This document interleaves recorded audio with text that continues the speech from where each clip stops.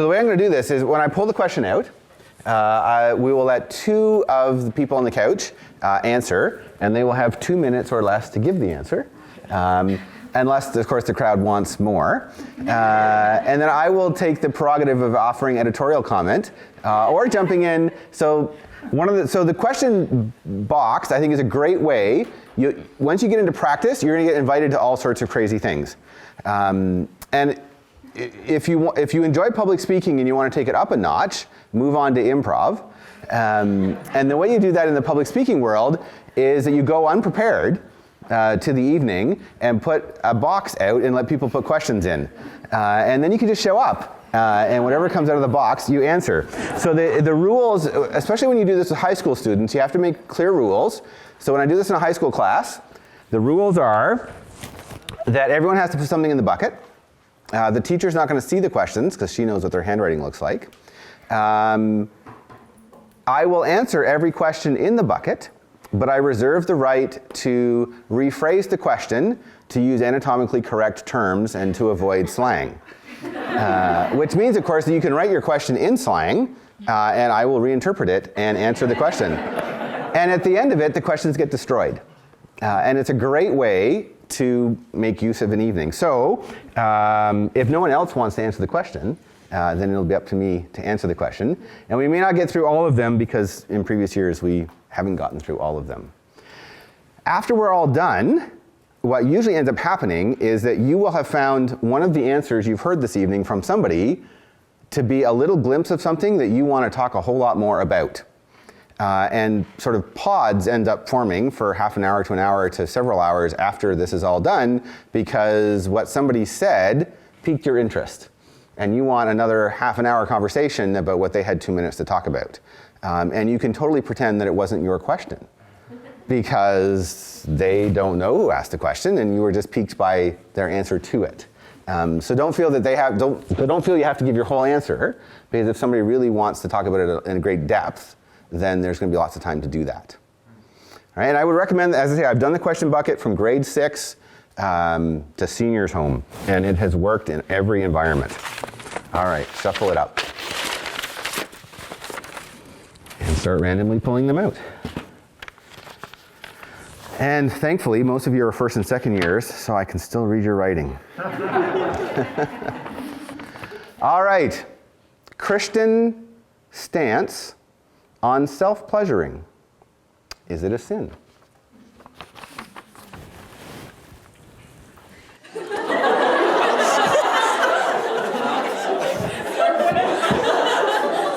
I'll take a stab at that. I grew up in a holiness tradition, and the teaching was yes. I didn't hear a lot of discussion about that in my church years. And I think that I came to the conclusion when actually a Christian, a well-known Christian small community that was at, came in and asked me that very question, and I was completely floored. As a doctor, I'd never been asked that question before. I think we came to the conclusion that a lot of it depended on the mindset and on the use of pornography, on the interpretation. For him, it was definitely something that was really bothersome, and so we have to work through that.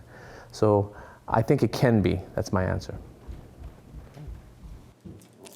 I'll answer, I guess, as well. It's just, and I've, well, actually, I've done some counseling courses with a group called Christian Counseling Education Foundation, and they actually have a booklet about masturbation, because I think that's what you're referring to in the question. But the idea is that sex is that's not meant to be a solo activity. God didn't design it to be solo. And so, in a sense, when you're engaging in a sexual act on your own, then you are trying to take something that you haven't been given, and you're actually you're meant to be giving pleasure to someone else, not to yourself. And so in a sense, it becomes a selfish act. And in that sense, it would be a sinful act. So it's not to make someone feel guilty, it's just to say that it's actually not going to help you spiritually, it's going to draw you more away from the Lord instead of towards Him. There you go. Anything else to add to that? Sure. You had 30 seconds left, so. Okay. No, I said you're not going to add to that? I don't think I, well, so, all right, fine. I remember hearing a great answer from somebody in Focus on the Family Ministries somewhere, and the gist of it was that there may be a subset of individuals for whom that can be an entirely tension-releasing sensual experience, separated from any kind of thought, and sort of no more erotic than eating, potentially. And that maybe for someone who is sort of programmed that way, it could be a morally neutral thing, maybe. But that was a pretty rare individual. And that for the vast majority of people, it's something different than that.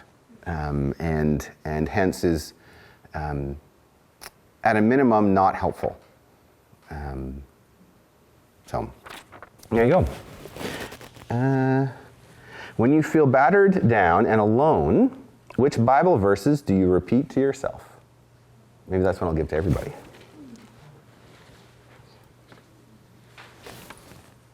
Psalm 27, Joshua 1, verse 9. You want to give it to them, or do you want them to look it up? Oh, Psalm 27. I have it pretty much memorized, but I have to think about fear. No, it's the wrong one. I have to now have to start it. Other people can jump in. You can also look it up. Yeah. Well, they that wait upon the Lord shall renew their strength. They shall mount up with wings as eagles. They shall run and not be weary. They shall walk and not faint. And I have a little picture in my office of an eagle. I'm not sure where I got that picture from, but when I look at that, the verse likewise goes through my head. I like the song on Eagle's Wings from the St. Louis Jesuits. It's, was it Psalm 91? Do you want me to look it up? Sorry. And he will raise you up on eagle's wings, bear you on the breath of dawn, make you to shine like the sun, and hold you in the palm of his hands.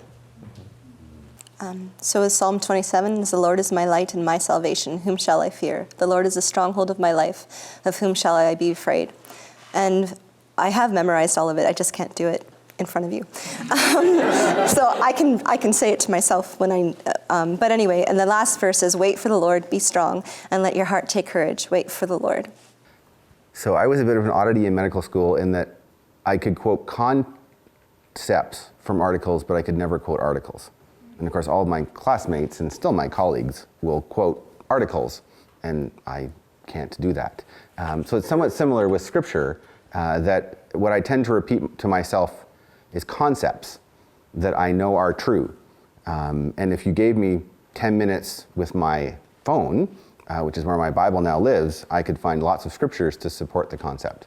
One thing that I've repeated in my head a lot over the past couple years, because there's been lots of interesting things that I've run across, is a song. Some of you know Brian Duncan. He got his band back together. The second song on one of the albums is titled "There's Something Else Going On Here." And the gist of it is, God's got something going on. I have no clue what it is, but He's in charge. And again, the very jazzy main line is, something else is going on here. So for a couple years, I've repeatedly been saying it, God, I really trust that there's something else going on here.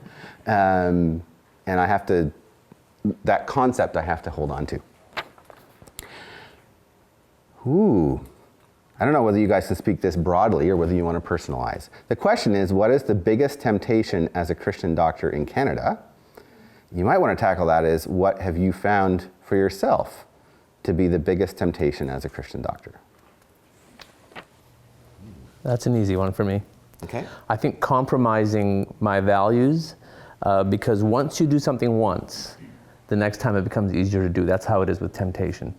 And sometimes if somebody comes in and they say something or ask for something and you really don't feel comfortable with it, but ironically, you think you're doing it out of compassion. So you say, okay, well, just this once, or in this circumstance. And so I think for me, the hard thing is not allowing your values to slowly slip down because, well, you become desensitized. So I think for me, that's one of the greatest temptations. You don't have any temptations as a dentist. Sorry. Many. I'm just trying to think of the greatest one. Okay. Since I can't think of the greatest one, I'll just think of a simple one. Okay. So I work at the addictions and mental health population. Some of them really care about their teeth. Some of them don't care. They're angry at their teeth. They want to get rid of perfectly good teeth. And so while I have to honor the patient's intentions and wishes, I also have to advocate for their teeth, which sometimes are bothersome and they hate. And the temptation is just to fall back and do what they were asking, because it's so much work. I know I'll have to put in so much work. They know they'll have to put in so much work. And all they can do is just slip back into the habits of self-harm again, and it'll all melt away like snow cones on a beach. But I do recognize that for many people, teeth are the symbol of their own self-care. And a number of people have taught me that they felt the effects of my care long after the part that was cared for was gone. And so it's not whether we win or lose the tooth, it's do we die trying.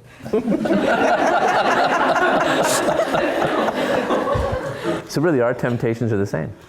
Caving into something that somebody wants, then you don't really feel is the best for them. Right. I would say that's essentially, it's people pleasing, right? Trying to please people versus doing what necessarily would be the best thing from them medically. Even when you compromise your values, it's also people pleasing in that sense. So whether you're compromising a value and is it a value not to give antibiotics for a virus? It's still, you're trying to do what's best for the patient, even though they may not always recognize it as being what's in their best interest. So I think it comes to people pleasing, and we got into medical school because we like to make people happy, or we fake that well. And we're encultured to grow that. So we're successful because we make people happy. And when you move into admin and medical politic kind of stuff, the desire to please people leads to different temptations. But also pride, we take great pride in how we've made people happy and how we've pleased people. And so I think the biggest, to give it a classic temptation, it'd be the temptation to pride. And somebody commented to me once that pride is the only sin that as you get deeper and deeper into it, you're less and less aware of the effect that it is having on you. Most vices, as you slip into those vices, life gets worse and worse. Where pride is one where potentially you feel better and better the further you get into that temptation.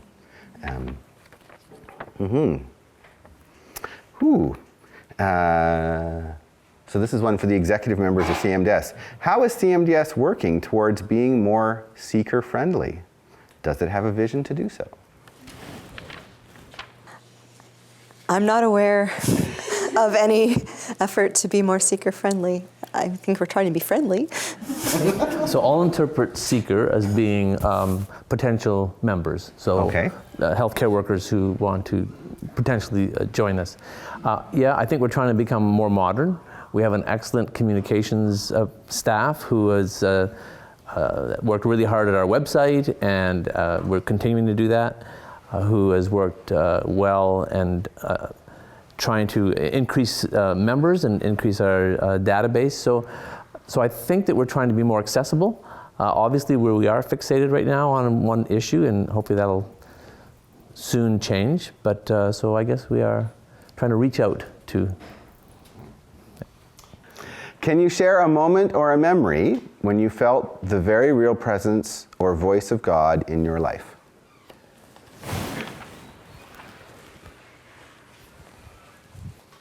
Yeah, I remember back around my teenage years. I guess there have been moments after that, but this is the most vivid. I was alone in my room and just thinking about the love of God, especially about the sacrifice of Christ on the cross. And the presence of God filled the room quite vividly, so thick you could cut it with a knife. It was ecstatic. I would have loved to live in that glory cloud forever. But life got back to normal.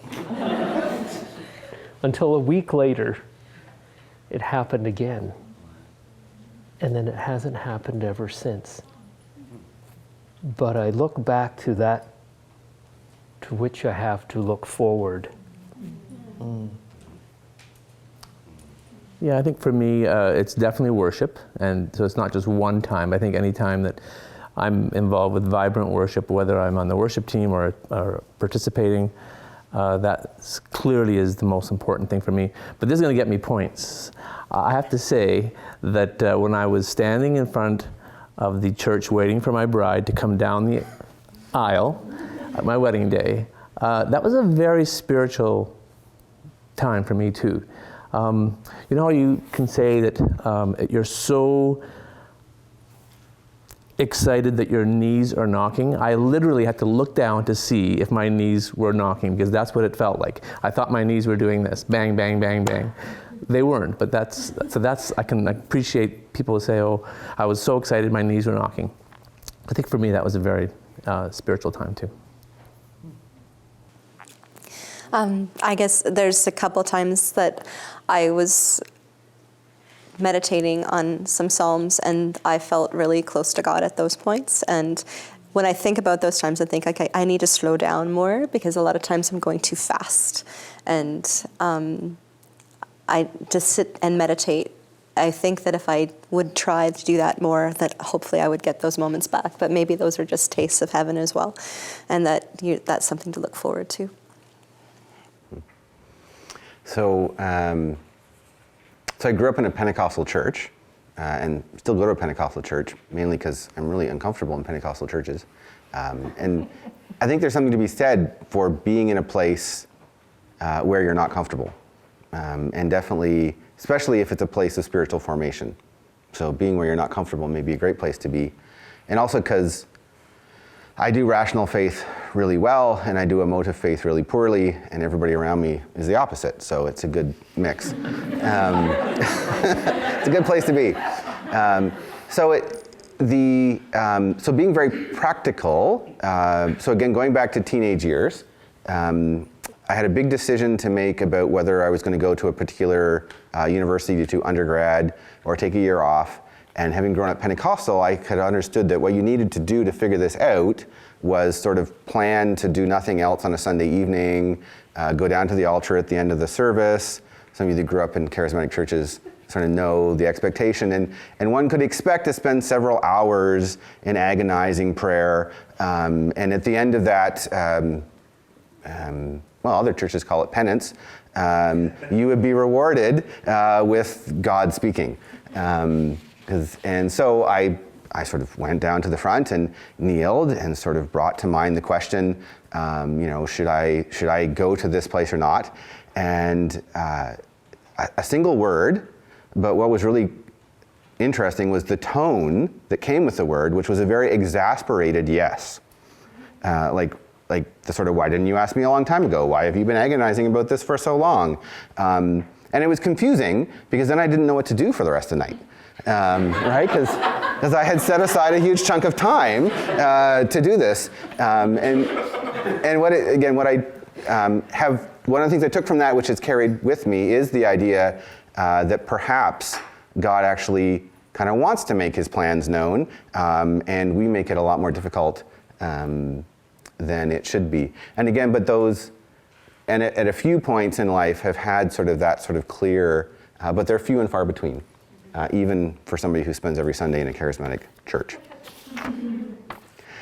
Have you ever felt that your family or loved ones sacrifice or are compromised as a result of your commitment to career or ministry? If so, how did you deal with that?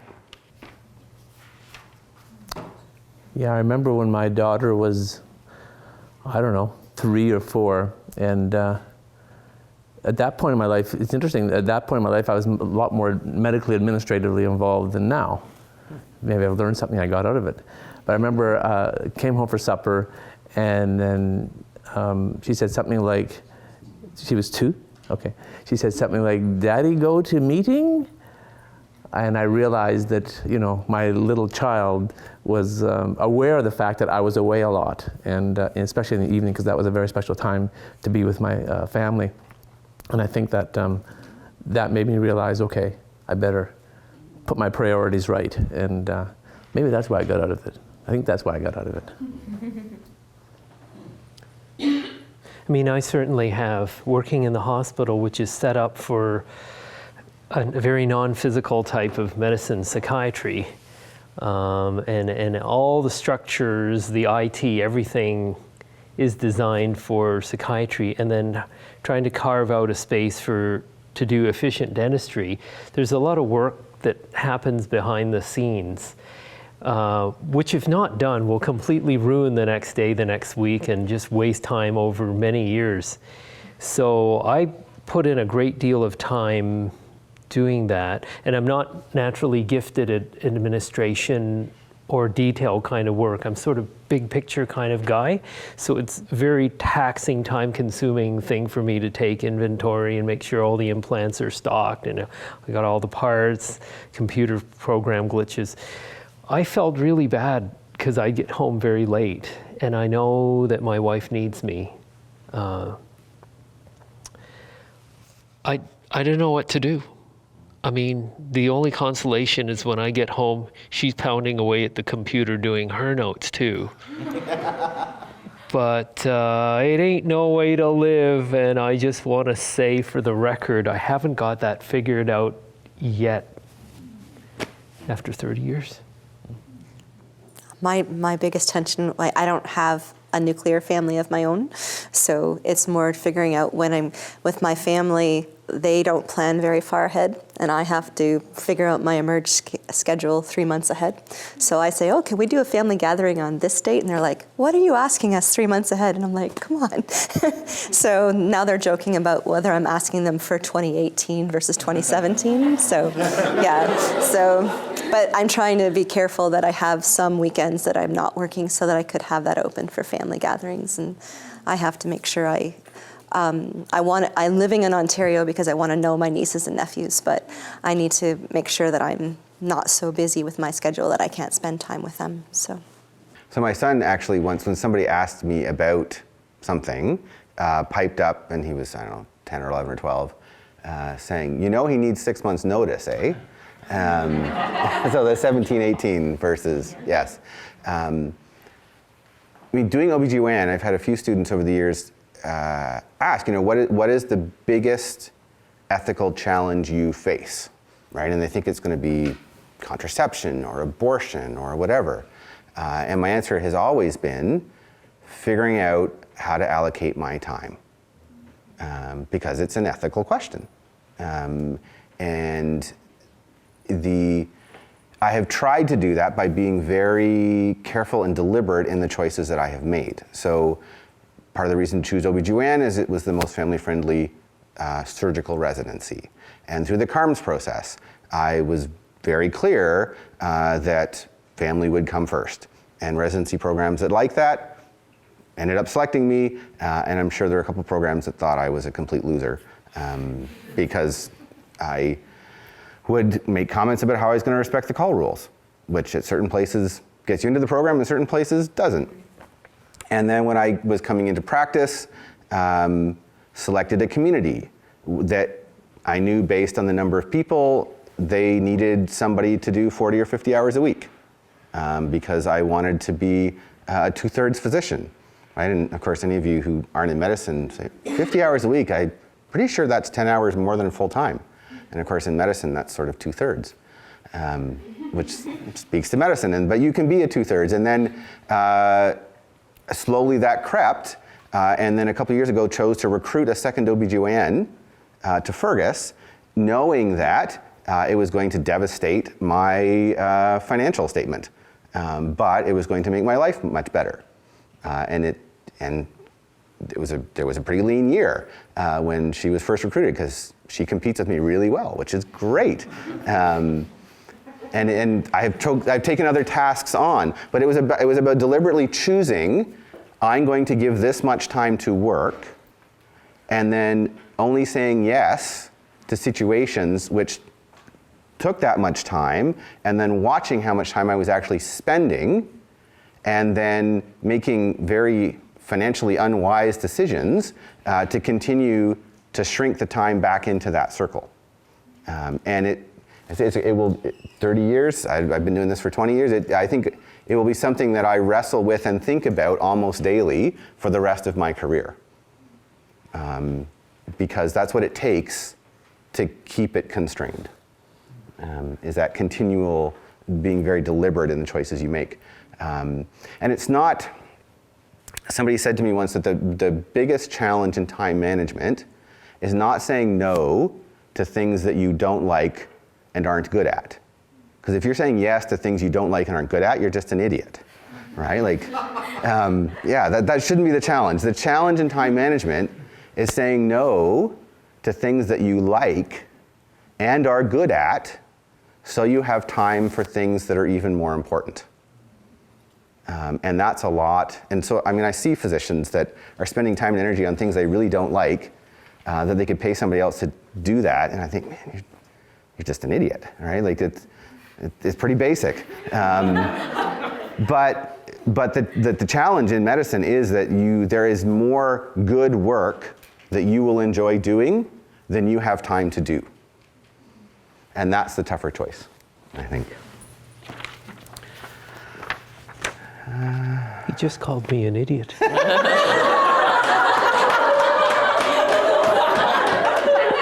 There's time to get back. Don't worry. There's time.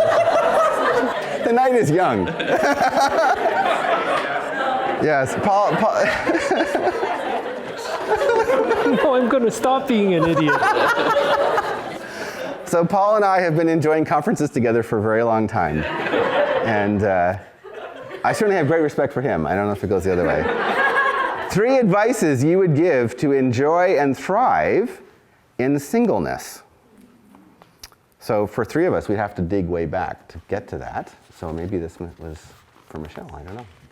I think that there are a lot of really good resources out there in the Christian community. I've found there's been some really good books. I don't know if a guy would find this helpful, but there's a book called Did I Kiss Marriage Goodbye? Trusting God with a Hope Deferred, which is by a lady named Carolyn McCulley, who basically worked with Joshua Harris. So I don't know if you guys heard that book of I Kissed Dating Goodbye. And initially, one time someone was introducing her book and they introduced it as I Kissed Marriage Goodbye. And she's like, no, that's not the book I wrote.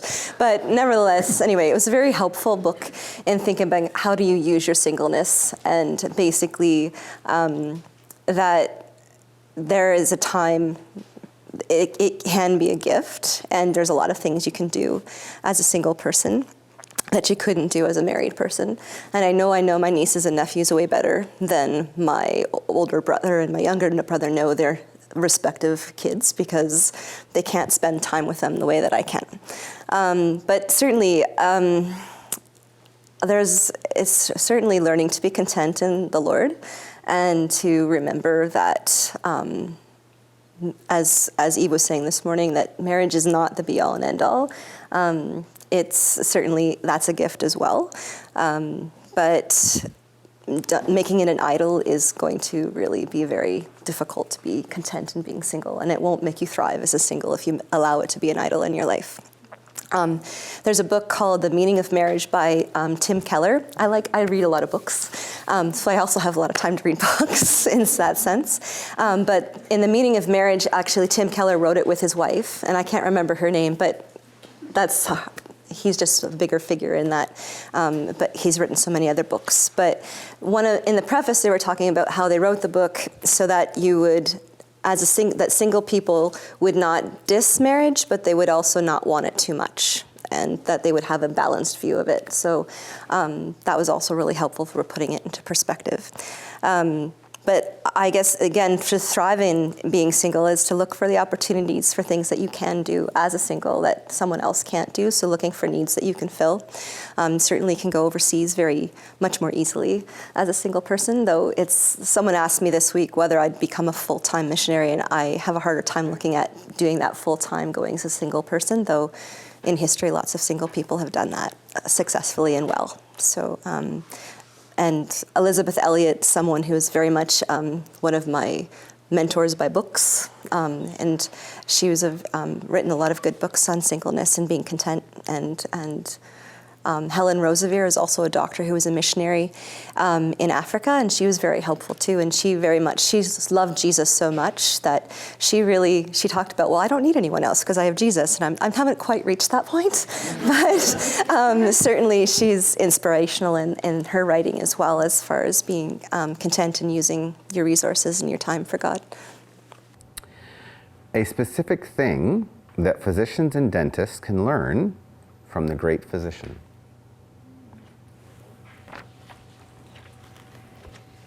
Compassion. Like that's a huge one, is to be compassionate like Christ.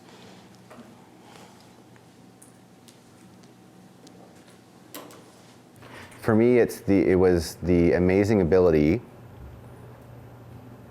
to see exactly where the other person was coming from and at. The incredible other-centeredness. And for me, it's best exemplified by Christ's interaction with the woman at the well, the Samaritan woman, where, again, if you follow the conversation, it feels like you're missing entire paragraphs or maybe months of interaction, because they're talking about water, and then they're talking about buckets, and then they're talking about husbands, and then apparently it's about the Messiah, and at the end of it, he's the Messiah, right? And it's very clear that from the very beginning, he knew exactly where he had to take the conversation to, and it took him like 4 questions. And it would, I don't know, one of the reasons I didn't do counseling is because I'm not very good at that, right? It would take me years probably to get there with somebody. But just the ability in every situation to be so totally aware of the other, to know exactly where you needed to go, to be what that person needed you to be that day, to bring them closer to him, and for me, to bring them closer to him, is something that it was absolutely amazing. Yeah, you stole mine, so I have to use I have to use my second one on the list. I think, and this sort of bounces off what Michelle said, it's amazing how many times Jesus went alone to pray, in spite of the crowds, thousands, hankering for his attention. So I think that Jesus had that balance where he had to get alone with the Father, and sometimes for very practical reasons, sometimes to choose his disciples, sometimes because no one else could appreciate that he was going to the cross in a matter of hours, but sometimes just for refueling, just to sustain his ministry. I'm going to plagiarize Mother Teresa. She had a novice who found it very difficult to look after patients. There was a man who was being digested into the gutter by maggots, and the job was to clean him up and give him human dignity and give him care. She said, "Mother, I just can't bring myself to do this." And she said, "This person," I don't know her exact words, but the effect was, "This person to you is Jesus Christ." And she took that to heart. The next day, her service to the man was an act of worship. She came back really happy and said, "Mother Teresa, today I bandaged Christ. I cleaned the wounds of Christ today."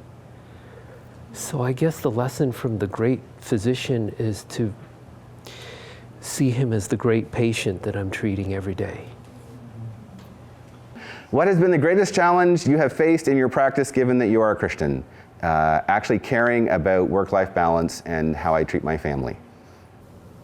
I think it's always end of life, beginning of life issues for me, dealing with someone who's dying, and now it's probably more relevant than it was when I was practicing more hospital care.